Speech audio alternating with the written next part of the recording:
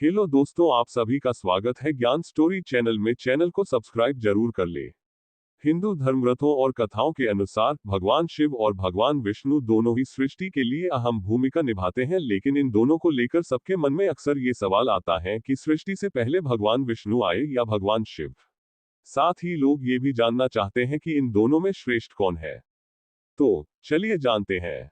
त्रिदेवों में अगर भगवान शिव की बात की जाए तो उन्हें अजन्मा, अप्रकट, निराकार, निर्गुण और निर्विकार माना जाता है।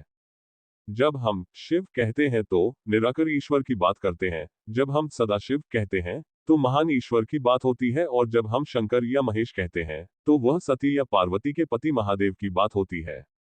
कई लोग ये फर्क नहीं जानते हैं और शंकर, शिव और सदाशिव को एक ही समझ लेते हैं, जबकि शिव इन सबके स्रोत है। वहीं अगर भगवान विष्णु की बात की जाए तो कई पुराणों में भगवान विष्णु को सदाशिव और दुर्गा के पुत्र माना जाता है।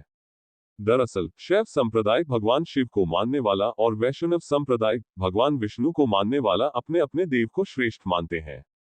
शैव संप्रदाय मानता है कि भगवान शिव से भगवान विष्णु और भगवान ब्रह्मा की उत्पत्ति हुई है, जबकि वैष्णव संप्रदाय मानता है कि भगवान विष्णु से दोनों देवों की उत्पत्ति हुई है।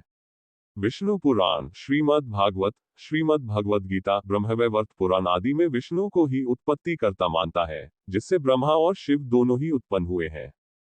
लेकिन शिव पुराण और लिंग पुराण विष्णु जी की जगह भगवान शिव को स्रोत मानते हुए उनसे ब्रह्मा और विष्णु की उत्पत्ति बताता है। शिव पुराण में शिव एक स्तंभ के रूप में प्रकट होते हैं और इस बात को साबित करते हैं कि वो न केवल विष्णु और ब्रह्मा से प्राचीन है, उनकी उत्पत्ति का स्रोत भी है। श्रीमद् भागवत पुराण, श्रीमद् भगवद गीता, महाभारत के विष्णु सहस्त्रनाम में भी रुद्र अर्थात शिवजी को जगत का मूल बताया गया है और कहा गया है कि उनसे ही सबकी उत्पत्ति हुई है। सभी धर्मशास्त्रों में से केवल रामचरितमानस में ये कहा गया है कि शिव विष्णु के और विष्णु शिव के उपासक हैं, और हर और हरि में कोई भेद नहीं है। हालांकि इस बात का कोई सटीक जवाब नहीं है कि किसकी किससे उत्पत्ति हुई है, क्योंकि जो पुराण जिस देव को समर्पित है वह उसे ही मुख्य मूल माना रहा है। भगवान शिव और विष्णु की प्रकृति और कार्य अलग अलग है, बल्कि उनके लिए की जाने वाली उपासना पद्धति भी एकदम एक दूसरे से विपरीत है। जहां विष्णु भगवान की पूजा में कर्मकांडों को महत्व दिया जाता है, वहीं भगवान शिव की पूजा के लिए कोई विशेष कर्मकांड नहीं है। इन दोनों का कार्य इतना अहम है कि यह बता पाना मुश्किल है कि दोनों में से श्रेष्ठ कौन है, लेकिन इनकी श्रेष्ठता को तय करने के लिए एक पौराणिक कथा जरूर प्रचलित है। पौराणिक कथा के अनुसार एक बार ऋषि मुनियों में इस बात को लेकर विवाद छिड़ गया कि त्रिदेवों में श्रेष्ठ कौन है। ऋषि भृगु को ये जिम्मा सौंपा गया। वो पहले ब्रह्मा जी के पास गए। जब ऋषि भृगु ब्रह्मलोक पहुंचे तो उन्होंने ब्रह्मा जी से कहा कि आपने मेरा अनादर किया। इस पर ब्रह्मा जी भी क्रोधित हो गए और कहा कि तुम अपने से बड़ों से ही आदर की आशा रखते हो, तुम इतने भी बड़े विद्वान नहीं हो। ऋषि भृगु वहां से शिवलोक गए। वहां नंदी द्वार पर पहरा दे रहे थे।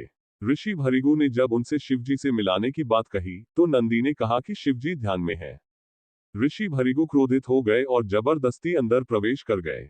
अंदर जाकर उन्होंने शिवजी का आह्वान करना शुरू कर दिया, जिससे शिवजी का ध्यान टूट गया और वह भी ऋषि भृगु पर अत्यधिक क्रोधित हो गए। बाद में पार्वती जी ने उनका क्रोध शांत कराया। अब ऋषि भृगु विष्णु जी के पास पहुंचे तो वहां उन्हें आराम से शैया पर सोते देखा। उन्हें लगा विष्णु जी उन्हें देखकर जानबूझकर सोने कर रहे हैं, इसलिए उन्होंने भगवान विष्णु के छाती पर जोर से एक लात मारी। इससे विष्णु जी की नींद खुल गई, लेकिन वो अपमान महसूस करने के बजाय ऋषि भृगु का पैर पकड़ते हुए बोले कि महर्षि, आपको चोट तो नहीं लगी। यह सुन ऋषि भृगु लज्जित हो गए, लेकिन उन्होंने विष्णु जी को सत्वगुणी और त्रिदेवों में श्रेष्ठ घोषित कर दिया।